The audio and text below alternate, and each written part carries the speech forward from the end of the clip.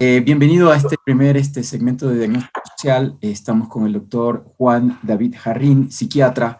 En este momento vamos a hacer un análisis, una evaluación a través de unas cuantas preguntas que le vamos a realizar para analizar un poquito de qué es lo que está pasando en la realidad ecuatoriana con toda esta crisis de violencia, de inseguridad y también de desprestigio de lo público, de lo social, enmarcado en esto de las elecciones, ¿no? Entonces, bienvenido, doctor. Si usted puede hablar un poquito de usted para el público, sería también genial para que ellos conocieran un poquito más de su trayectoria y de quién es usted. Bueno, Hugo, yo te agradezco mucho la oportunidad por darme este espacio. Yo soy Juan David Jarrín Grijalva, soy doctor en medicina y cirugía con una especialidad en psiquiatría. Soy investigador, he publicado artículos en Inglaterra, en BM Psychiatry. Uno de las poblaciones que más me han interesado es la población infanto-juvenil. Yo fui 5 años psiquiatra o psiquiatra infantil en el Carlos Andrade Marín, donde comenzó mi interés en esta población. Trabajé en el Instituto Ecuatoriano de Seguridad Social aproximadamente 8 años, por lo cual conozco mucho la crudeza del sistema público. Fui 2 años médico de urgencias médicas. Posteriormente trabajé desde el 2012 hasta el 2016 en el Carlos Andrade Marín. Posteriormente trabajé en el Centro Clínico Quirúrgico IES Cotocollao, y pude ver algunas variantes, ¿no? En ambas instituciones del IES muy similares. Paralelamente he trabajado en instituciones psiquiátricas de drogodependencia, neurociencias, y pues actualmente me dedico a mi parte privada, a la investigación. Soy docente, fui profesor de psiquiatría y psicología de la mujer en el posgrado de ginecobstetricia de la Universidad Central del Ecuador. Una larga trayectoria en el campo de la psiquiatría, tanto a nivel público y también privado, ¿no? Me comenta que usted también tiene pacientes actualmente, tiene consulta particular. Sí, justamente hubo una de las cosas que me motivó a trabajar privadamente fue que yo fui víctima de sobrecarga laboral en el Hospital Carlos Andrade Marín. En ese entonces, te hablo de 2012, nos daban 15 minutos por paciente cuando yo utilizo al menos 3 horas para hacer un diagnóstico porque es Claro. operador dependiente. Esto, eh, denuncié varias veces a las autoridades, ¿no? Frontalmente en ese entonces a Richard Espinosa también, sobre la brutal sobrecarga sobre el gremio médico. Para darte un alcance, se han hecho estudios internacionales el New England Journal of Medicine hizo un estudio en el cual en Estados Unidos aproximadamente hay 500 suicidios de médicos y estudiantes de medicina por la brutal carga laboral, pero aquí es mucho más sádico, ¿no? Tú aquí encuentras a un posgradista de posgrado 30 horas en Sí, quirófano. seguida sin trabajar, ¿no? Sin Sin descanso, perdón. por darte un alcance, yo cuando era emergenciólogo, yo pasaba con cola porque soy diabético y necesito comer, me inyecto insulina. Y yo pedí a mi residente que me diera un espacio para comer y me dijo, no, doctor, aquí no puede salir. Así que convulsioné tomando una vía central No le puedo emergente. creer. Entonces, esos son los dramas que pasan en la formación médica. ¿En qué año fue esto? Esto fue en el 2007. 2007, 2000, perdón, yo terminé la rural en el 2006, probablemente fue entre el 2007 y 2008. Estoy más seguro que fue en el 2008. De acuerdo. Entonces, De ese tiempo acá, ¿usted cree que las cosas han cambiado o han mejorado o se han empeorado en el sistema médico eh, público? se han empeorado totalmente. Yo justamente ayer en un medio de comunicación hice una denuncia sobre el abuso al gremio médico. Ya el gremio médico ya era un problema, o sea, tú ves mucha patología psiquiátrica en la población médica. Estadísticamente, los que tienen más problemas de depresión, el burnout es un síndrome ahorita en la psiquiatría laboral. Tú tienes a un médico que es totalmente explotado, tienes en el IES a un cliente que te insulta, y obviamente yo entiendo la realidad de nuestro pueblo, pero el servicio o trabajo social es tan inteligente que le pone al médico como, el batallón de, ¿no? Entonces, el paciente te insulta porque no hay medicina. O sea, la infantería, digamos, el que enfrenta al enemigo directamente. Y trabajo social simplemente está calentando el puesto. Yo logré que expulsaran a un caballero de... yo he hecho mucha Lucha. confrontación con recursos humanos. Era un tipo que hacía abusos brutales con el gremio médico. Y pues básicamente el médico está huérfano, por decirte, el 60% de mis pacientes son médicos, no tienen guantes, no tienen insumos básicos. El gobierno actual ha priorizado la vacuna para el COVID para la familia de la distinguida familia Ceballos, ¿Cómo para es la con ese sistema? fiscalía, y el médico de urgencias. Yo ayer traté a un médico del HG1 que me dice: Juan David, nos pusieron como hospital COVID y no tenemos herramientas para trabajar y no estamos vacunados. Creo que algunos médicos han sido vacunados, pero obviamente se priorizó a grupos de élite del distinguido gobierno ecuatoriano. ¿Cómo cree que se siente? Bueno, me dice que 60% ¿Cuánto cree que es la carga laboral que tienen la mayoría de especialistas en el sector público? 60, 70%. ¿Cuáles son las condiciones que cree que viven ellos en su vida personal también, tomando en cuenta que si tú tienes como internista, me imagino, ¿no? Tú tienes mucho tiempo en el trabajo, haciendo tus actividades, atendiendo pacientes en distintas condiciones y no tienes vida, no tienes hogar. ¿Cómo es la realidad de un médico? ¿Cómo fue la experiencia suya respecto a su vida familiar y personal, por ejemplo? ¿Cómo afectó ese trabajo en su vida personal? Cuando tú haces el internado rotativo, como yo hice en un lugar donde hay bastante flujo de pacientes, tú prácticamente llegabas a hacer turnos de 36 horas. Entonces, el sistema de Viviendo formación en el hospital. viviendo en el hospital. Nunca tenías tú un fin de semana, porque siempre había turno cada tercer día. Es como una formación de la milicia. Entonces, es como que Cuartel. los médicos antiguos que te están formando, básicamente tienen como una tradición explotarte. Entonces, como tú estás haciendo el posgrado, yo recuerdo mucho a una colega mía en el Hospital del Sur. Tú rotas en el posgrado por varios servicios. Estaba ella en el Hospital del Sur, en el Enrique Garcés, llorando literalmente, porque pasó en quirófano 24 horas sin salir. Entonces fue un día en que hubo placentas previas, muchas emergencias ginecostétricas, y ella hizo su trabajo impecable, y cuando entregó la guardia, fue tratada despectivamente por el jefe de servicio de ese entonces. Entonces, el médico está en un sándwich entre la lógica queja de un pueblo que no está abastecido, y Claro. recursos humanos dice: bueno, el médico tiene que decir que no hay amoxicilina, que no hay insulina. Entonces, básicamente, Que se vaya al frente a la farmacia afuera del hospital para que compre la mascarilla, perdón, los guantes o los medicamentos que se le requiere para el tratamiento, supongo yo, ¿no? Que es lo que sí, actualmente se queja al público.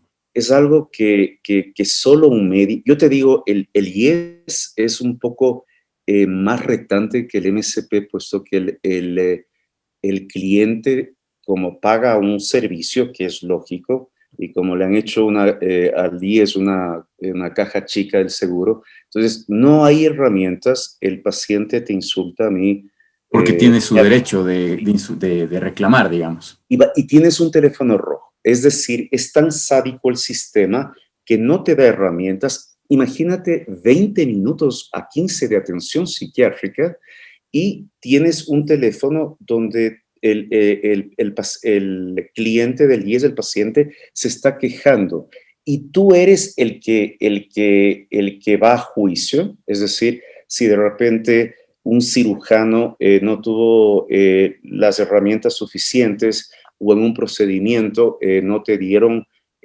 los artefactos suficientes, el Carlos Andrade Marín, el Eugenio Espejo, no hace nada el director. Tú vas a juicio Y te defiendes por la ley solo. de mala práctica médica. Entonces es una realidad extremadamente sádica en los médicos. ¿Cómo es esto de que, lo digo como ciudadano, cómo es esto de que hay médicos que en cambio atienden turnos de 4 o 6 horas especialistas y tienen tiempo para su consulta externa? También se escucha este tipo de situaciones, ¿no? Ahora se sabe que hay una ley que te exige estar 8 horas en tu turno, según tengo entendido en el caso de los especialistas, pero ¿por qué hay esa diferenciación entre los que recién empiezan, los que no están arriba, digámoslo así, y los que supuestamente están arriba? Lo digo sin saber, ¿no? Sin conocer cómo es la jerarquía. Cuando yo llegué al Andrade Marín como médico psiquiatra en el 2012, el jefe de servicio era una persona extremadamente corrupta, prefiero no decir el nombre, que Sabemos de quién hablamos. era presidente de la Federación Médica. Entonces, el distinguido psiquiatra se iba fuera del hospital y dejaba a súbditos trabajando y haciendo la... Pero lo más sádico de esto es que tú tienes dos sistemas de rotación, por ejemplo, en el hospital Andrade Marín. Tú eres de la central y rotas en varios hospitales, HCAM, Eugenio Espejo, Palo Arturo Suárez, y en ese entonces había el posgrado de la San Francisco. Entonces llegaba un muchacho que estaba en el posgrado de hematología, o sea, que no tenía idea de neurociencias o psiquiatría, y el distinguido jefe de servicio le decía: chao, me voy a la Federación Médica, hijita, hazte cargo. Entonces me llamaba a mí, me decía: oye, Juan David, ¿de qué se trata eso? Yo denuncié a este caballero y le quitaron la jefatura de servicio. Yo me cansé de su corrupción y pues sé que no ha vuelto a ser jefe de servicio, pero obviamente en el hospital hay mucha corrupción, hay muchos lazos, hay muchos vínculos y pues gente corrupta como... para que tú tengas una idea, psiquiatría actualmente tenemos problemas de salud pública. El suicidio es la segunda causa de muerte. Esteban Ortiz, investigador hace 3 años, expuso, yo te puedo dar el link para que tú tengas la evidencia, en BM Psychiatry, que la primera causa de muerte en niñas de 13 a 20 años es el suicidio. Entonces, nosotros superamos la estadística del globo terráqueo que te dice la OMS, que es la tercera causa. Entonces, cuando yo llegué a la Andrade Marín, el distinguido psiquiatra, que su padre fue fundador del servicio, pues simplemente te vas a ir a pediatría, pero doctor, yo soy un recién egresado, la paido-psiquiatría es una subespecialidad. Bueno, hijito, si te gusta bien, si no te vas. Entonces, bueno, me ayudó porque tuve que autoformarme en psiquiatría infantil, pero el Hospital Carlos Andrade Marín abre un servicio de pediatría sin formar a profesionales en gastroenterología infantil, en psiquiatría infantil, en neurología infantil. Entonces, en oncología infantil también, conocí el área.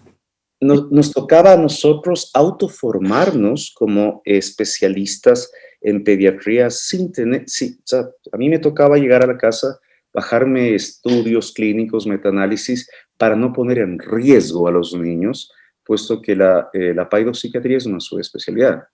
Entonces, lo mismo pasaba con los cirujanos. Entonces, realmente, la gente no ve esto tras telón.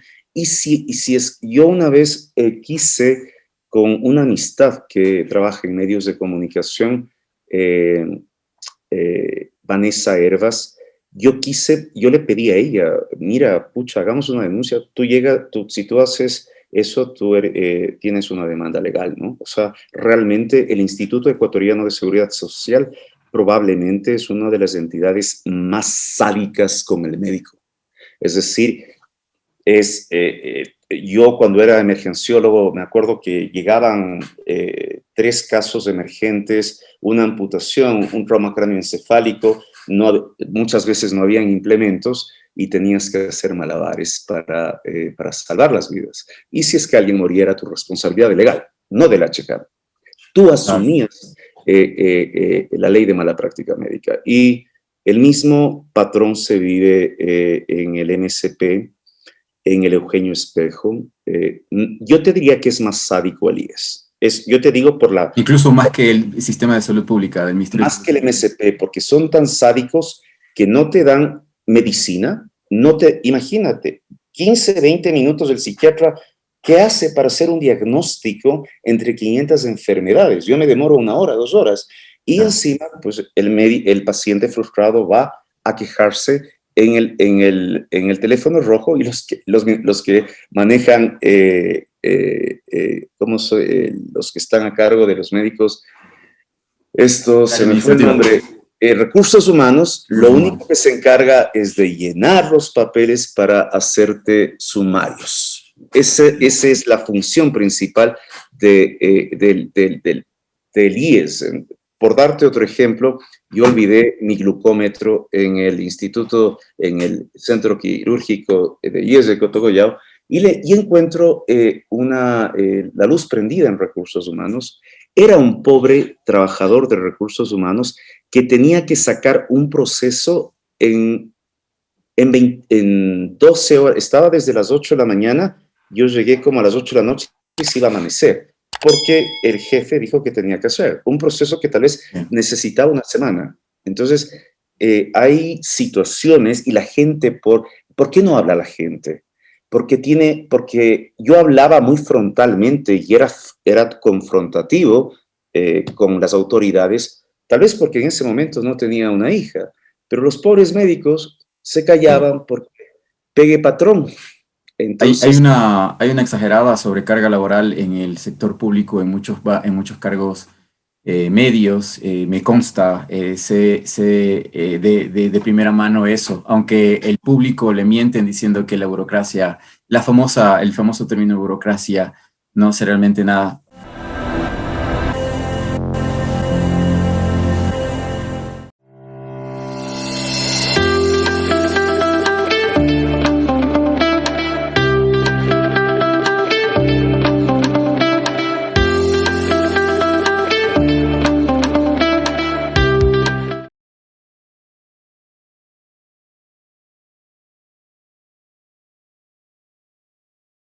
Estamos hablando con el doctor Juan David Jarrín, haciendo un diagnóstico social sobre la situación de los médicos en el Ecuador, y también quisiéramos saber cuál es su apreciación, doctor, sobre la situación de las personas que son los pacientes, las personas que tienen que acudir porque necesitan una atención médica tanto en el sector público, en el sector privado y también en el sistema de seguridad social.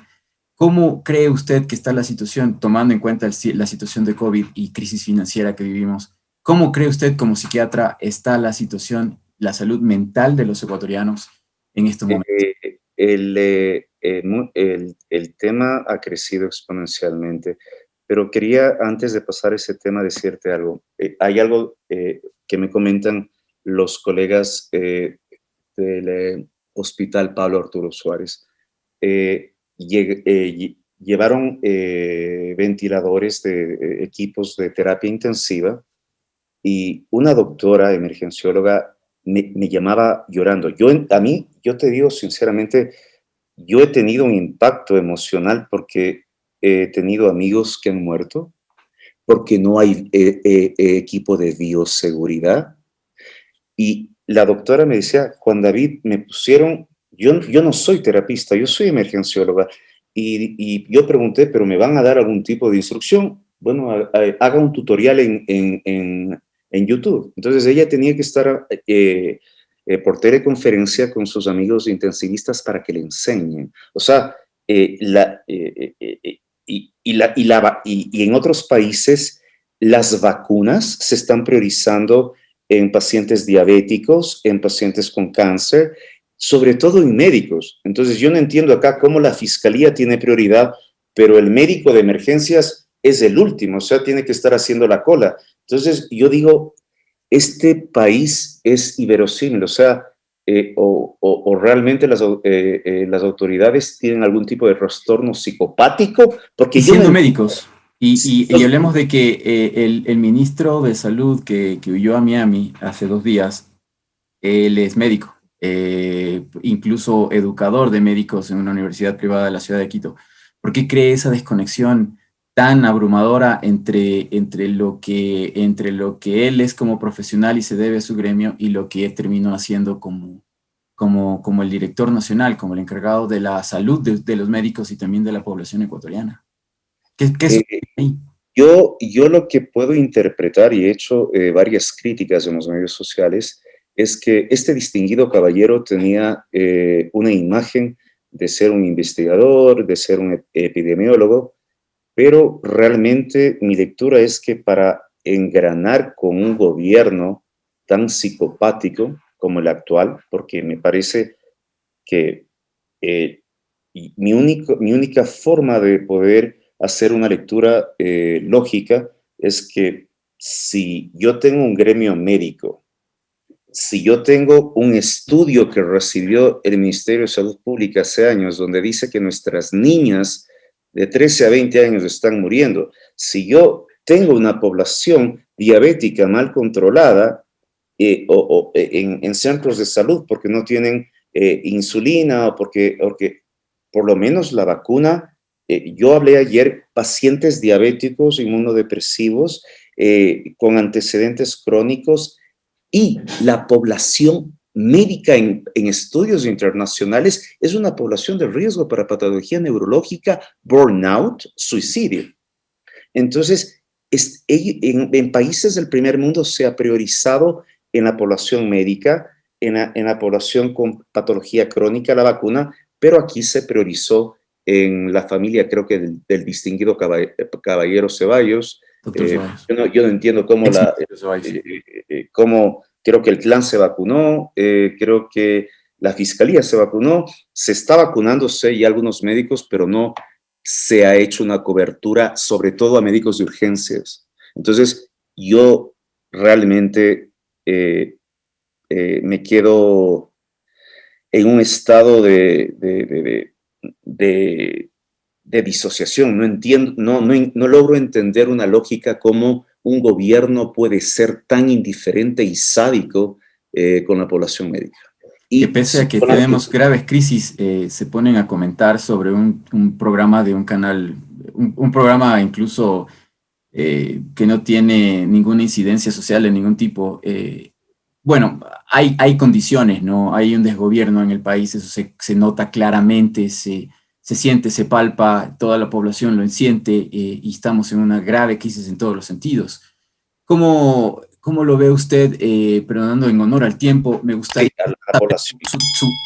su análisis y su diagnóstico de cómo está la juventud y la niñez en el Ecuador en estos momentos, en esta Por situación. supuesto que sí. Quería solo comentarte que los posgradistas estaban trabajando en la línea de frente sin un sueldo.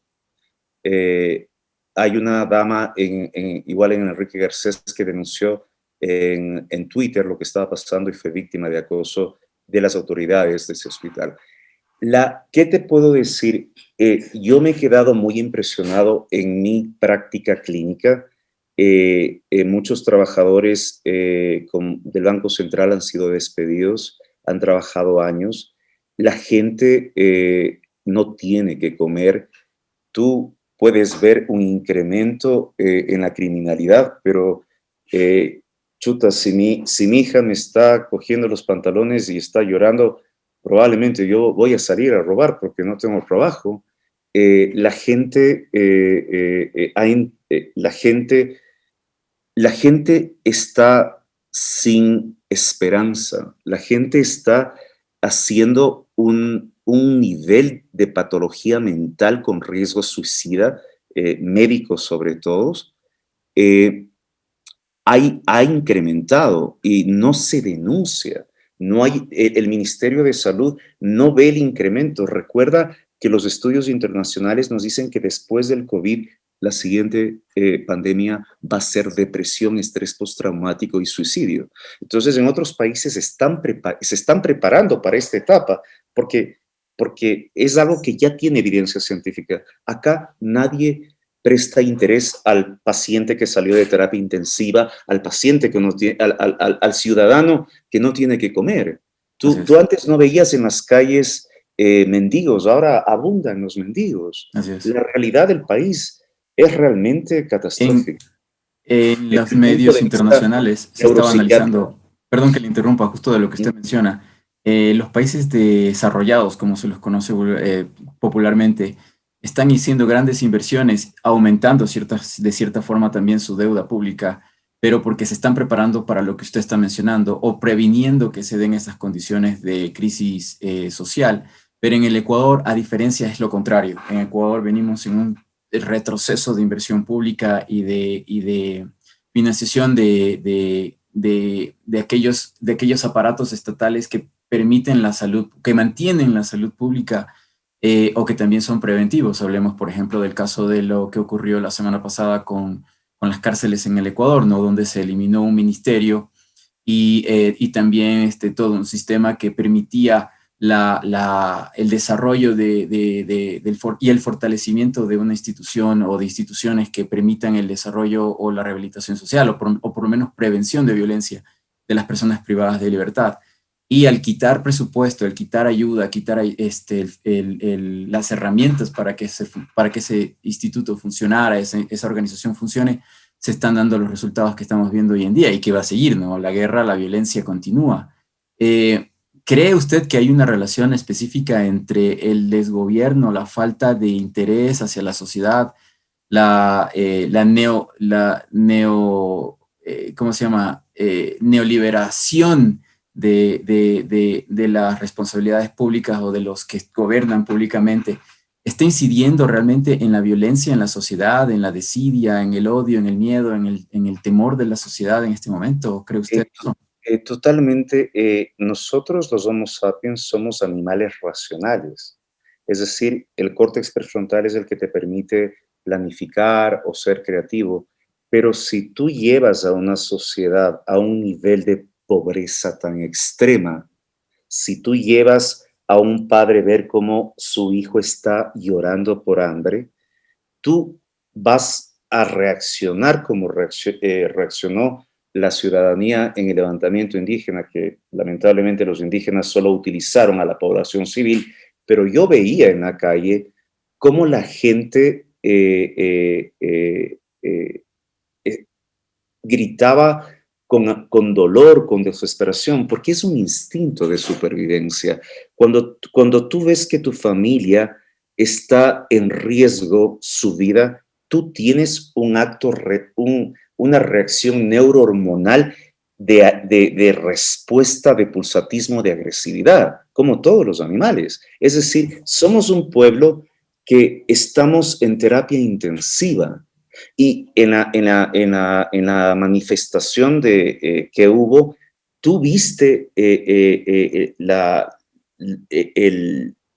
enérgica reacción del pueblo, que fue eclipsada por grupos indígenas que lamentablemente, pero realmente tú pudiste ver que el pueblo está en terapia intensiva, no es que es un pueblo, no hay recursos. Entonces, en una sociedad donde no tienes que comer, que tus hijos están muriendo de hambre, pues obviamente tienes un alto nivel de que haya una guerra civil. Lamentablemente el COVID puso un ambiente que fue como anillo al dedo para el gobierno para tener estática a la gente, pero nuestra gente está sufriendo.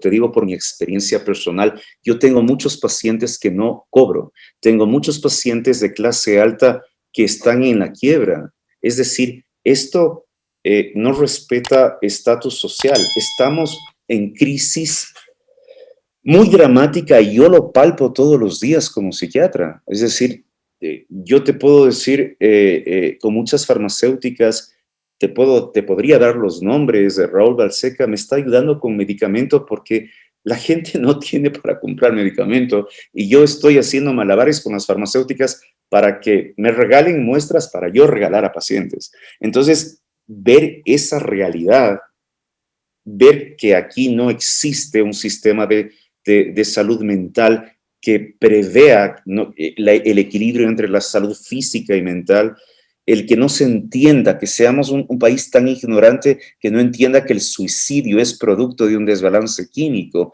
que la gente no pueda responder a un gobierno que está destruyendo sádicamente la moral y la salud mental de su pueblo.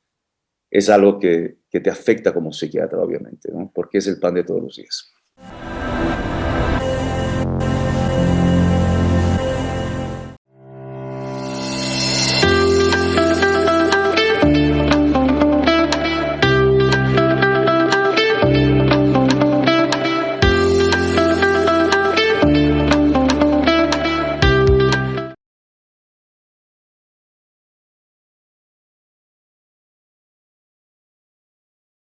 Doctor, para concluir, ¿cuánto tiempo nos queda si seguimos así? ¿Qué cree usted que podría pasar si este proceso de descomposición social que usted bien ha descrito continúa? ¿Cuánto tiempo nos quedaría?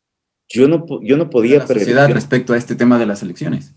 yo, eh, yo, eh, yo no podría decirte cuánto tiempo queda, ¿no? Sí, Solo es complejo eso. porque no soy un profeta, pero sí te puedo decir que los índices de suicidio están incrementando exponencialmente. El suicidio no depende de la persona, es como un hipertenso que no tome su enalapril y haga insuficiencia renal.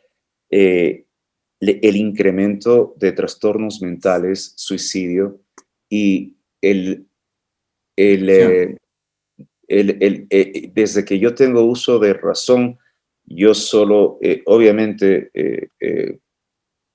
cuando era niño recuerdo que mi familia fue desfalcada por el feriado bancario y yo simplemente veo a las mismas caras más ancianas con una pobre empatía por el ser humano. Yo pienso que si uno hace un oficio como tú comunicador, como yo médico, uno no trabaja simplemente por dinero, uno trabaja por tener un concepto de fraternidad. Y creo que esos principios en gente psicopática que maneja el país actualmente simplemente ven su beneficio personal y creo que nos ven al pueblo como un ganado que es raquítico, esperando que muera lentamente o que entre en un estado de desesperación que llegue al suicidio secundario a depresión. Bueno, vemos que la mayoría de estos funcionarios públicos lo que hacen es salirse del puesto y migrar hacia Estados Unidos, ¿no? Claro que sí. Entonces, como que no tienen como una fecha de caducidad, no les importa el país y su futuro. ¿Qué le recomienda usted a los ecuatorianos en esta crisis, en este momento tan duro que estamos viviendo todos, no solo en Ecuador, a nivel internacional, pero obviamente aquí más se agrava por el tema del desgobierno, la falta de tener un gobierno que se preocupe por la gente y por el pueblo? ¿Qué puede recomendarle usted como médico hacia la sociedad, jóvenes, adultos en general? Yo, la recomendación es que realmente se vuelva a los principios naturales de un ser humano, la fraternidad, la empatía, la solidaridad. Es decir, una de las cosas que no ve este gobierno es que no es cuestión de que ellos roben todo el patrimonio de nuestro país. Es que si es que toda la sociedad no está con una capacidad adquisitiva, espiritual, esto va a ser como un cáncer que va a carcomer internamente y va a producir una metástasis social. Entonces, yo lo que recomiendo al pueblo es que seamos hermanos, que reclamemos nuestros derechos, que analicemos, que tengamos un conocimiento de las personas que vienen a gobernarnos, que recordemos la derecha, perdón, que me acuerde que mi familia quedó sin recursos económicos después de todo el esfuerzo de mi abuelo, que pensemos en el otro, que se vuelva a la minga, que se vuelva al trueque.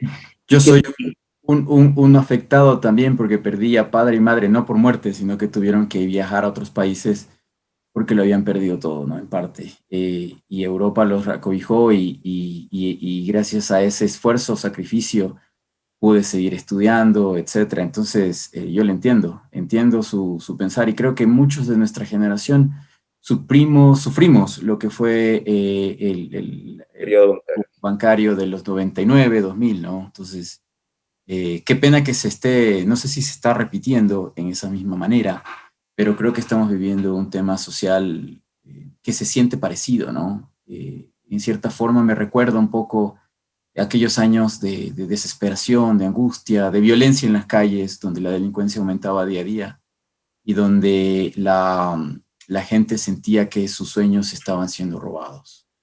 Yo te diría que ni siquiera esa época donde hubo donde hubo realmente una mafia, recuerdo en el gobierno de Febres Cordero, que mandaba a matar a la gente como a Anaís y a Isaías, pero esto es mucho más putrefacto, porque tú no puedes ver la cabeza, es decir, el gobierno actual es un cadáver en extremo proceso de putrefacción y tienes a una sociedad que está huérfana. Entonces, yo te digo, hay que movilizar principios ideológicos, hay que analizar. Yo no he escuchado que ningún candidato hable de que